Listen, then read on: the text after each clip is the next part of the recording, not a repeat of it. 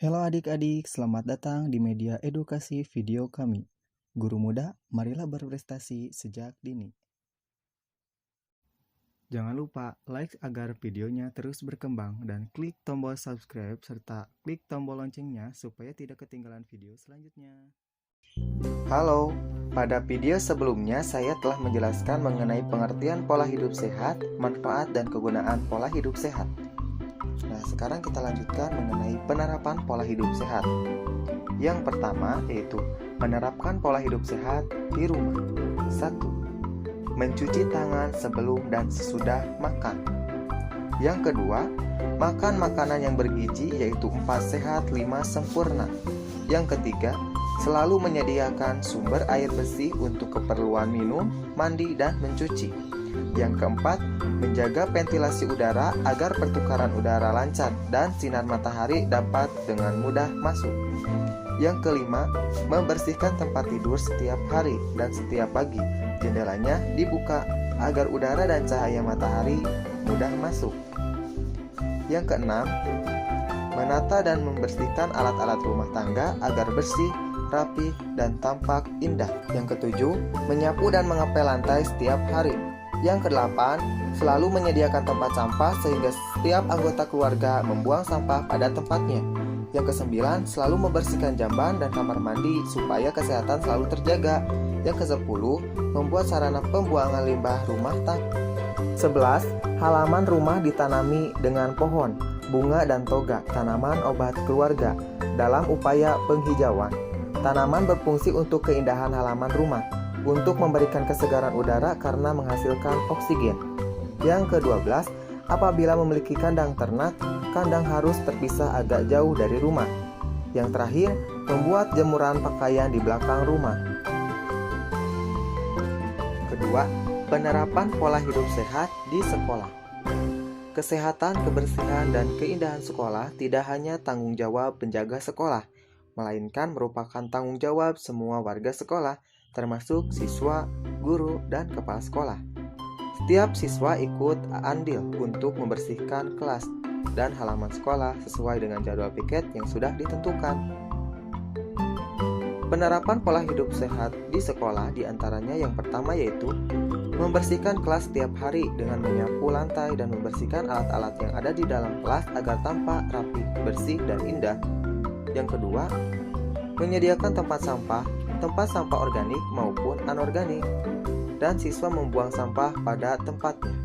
Yang ketiga, menjaga kebersihan toilet sekolah karena jika toilet tidak bersih akan menyebabkan sumber penyakit yaitu penyakit tipes, disentri, dan kolera.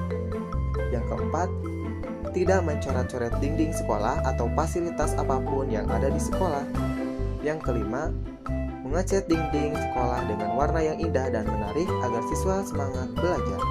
Yang keenam, memanfaatkan lahan sekolah yang kosong dengan ditanami bunga dan pohon agar sekolah tampak lebih indah dan asri. Yang ketujuh, membeli makanan di kantin yang memenuhi standar kesehatan. Yang kedelapan, penyediaan ruang UKS yang dilengkapi obat-obatan yang diperlukan siswa.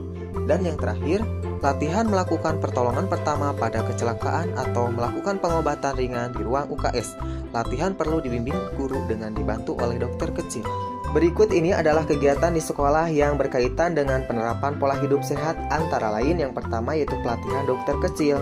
Biasanya, sekolah-sekolah tertentu selalu mengadakan pelatihan dokter kecil.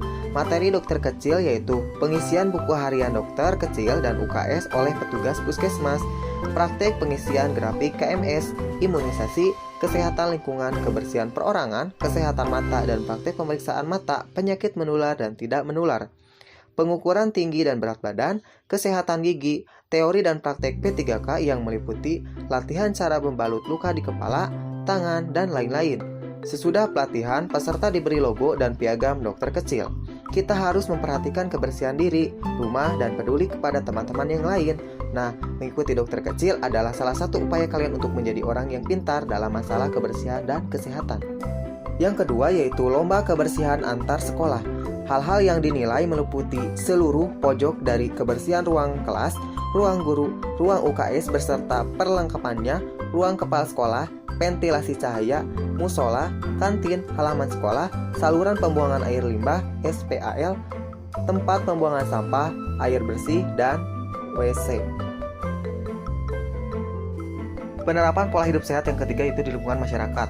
Semua warga harus memiliki kesadaran untuk menjaga kesehatan lingkungan masyarakat, terutama masalah pembuangan sampah. Setiap orang harus membuang sampah pada tempatnya, tidak membuang sampah ke sungai karena akan menyebabkan banjir. Hampir setiap tahun banjir terjadi, terutama di kota-kota yang sangat padat penduduknya. Ini bukan tanggung jawab pemerintah, melainkan tanggung jawab setiap pribadi. Adapun penerapan yang dapat dilakukan dengan cara sebagai berikut. 1. Menyediakan tempat sampah di tempat-tempat umum seperti pinggir jalan, terminal, dan lain-lain dengan dua jenis tempat sampah, yaitu untuk tempat sampah organik dan anorganik. Yang kedua, mengadakan penyuluhan kepada masyarakat mengenai pentingnya menerapkan pola hidup sehat. Yang ketiga, tersedianya puskesmas di setiap kecamatan. Yang keempat, adanya posyandu di setiap desa. Dan yang terakhir, melaksanakan kerja bakti secara rutin, bukan hanya ketika akan diadakan acara-acara tertentu. Nah,